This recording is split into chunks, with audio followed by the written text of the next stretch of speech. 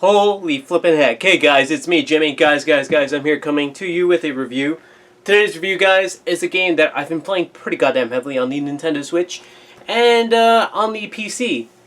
This review will mainly focus on the Nintendo Switch version of this game. What game is that, you guys are asking? Well, I'm glad you asked. Let's roll some gameplay.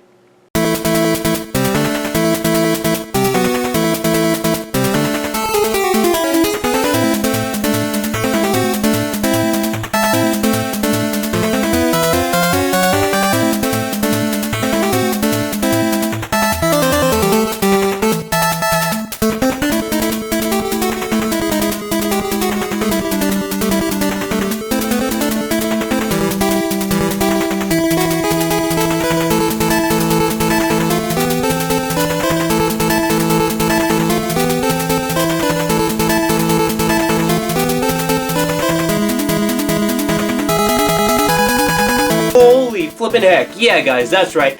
Today we're talking about Advanced Gungeons and Dragons.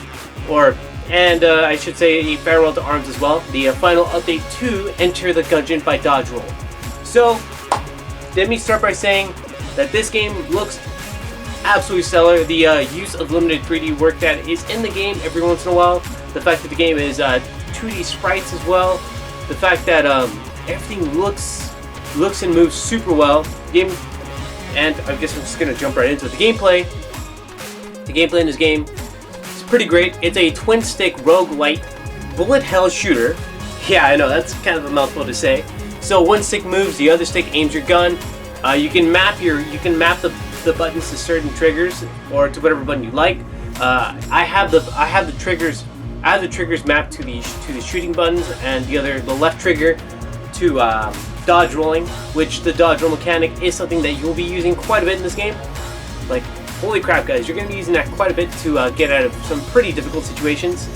It's also fun to note as well that the guns in this game feel absolutely stellar, with a few exceptions here and there where there are some pretty lackluster guns, if you know what I'm talking about. I'm looking at you, flare gun. But that is where synergies come into play in this game. So if you have a gun and if you have another gun that will if you have another gun that synergizes with one gun, the gun, wow, this is sounding really confusing. One gun does get a synergy, so it becomes slightly better or vastly improved depending on the gun itself. Because some guns, quite honestly, don't need improvement if you have special enhancements like the flak bullets or the bouncy bullets. Which, pro tip, if you're going to use bouncy bullets, don't use them with explosives because they don't do them any favors, guys. Please don't do that. This game is also co-op play as well. The first player controls one of the 4 main characters that you start off with, and the second player controls the cultist. It's pretty goddamn great. And with that, I guess let's jump into the story. So the story revolves around 4 characters who are stuck in the gungeon, 5 not counting the cultist, and I guess not counting the paradox, the bullet, and the gunslinger, and the robot. I guess there are 4 more secret characters you can unlock.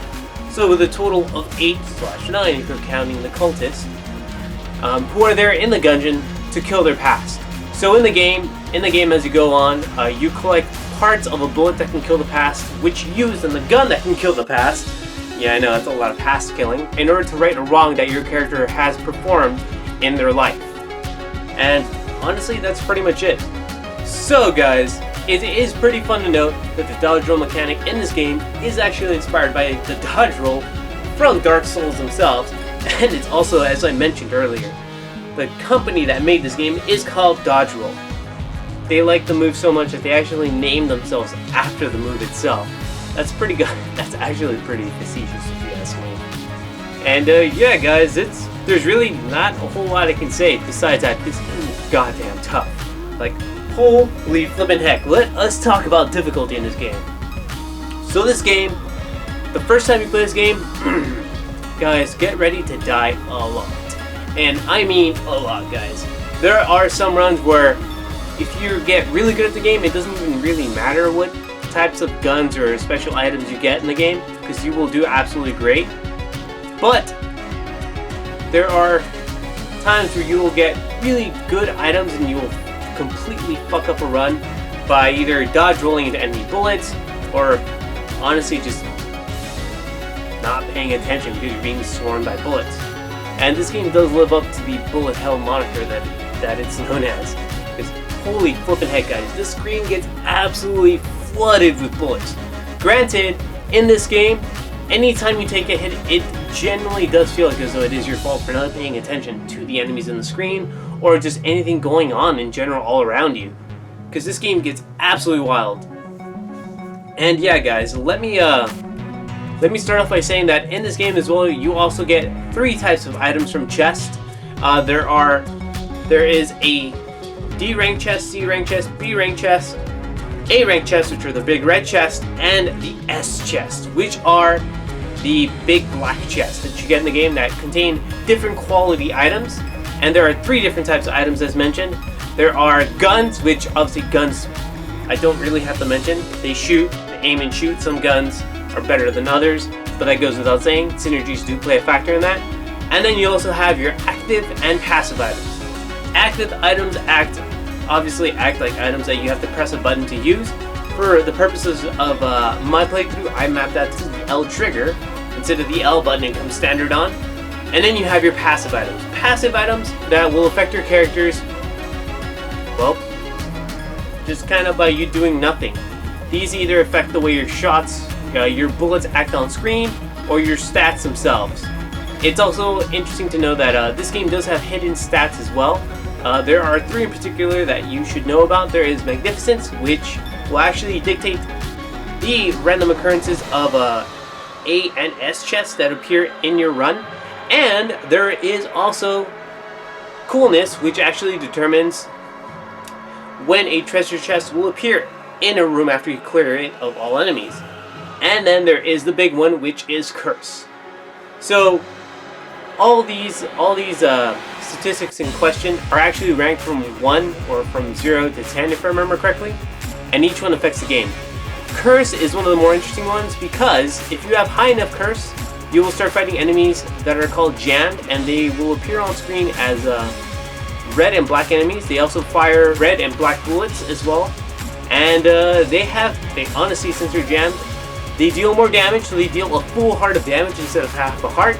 They move faster, they shoot faster and more consistently, and they also mentioned they have a crap ton of health, especially on the later levels, because as you go through the game, as you go through the floors in the game, the game's enemies, their health is multiplied, so it gets extremely difficult. The only payoff from fighting jammed enemies is the fact that you get a lot more casings, which act as the in-game currency to buy items in the shops in this game.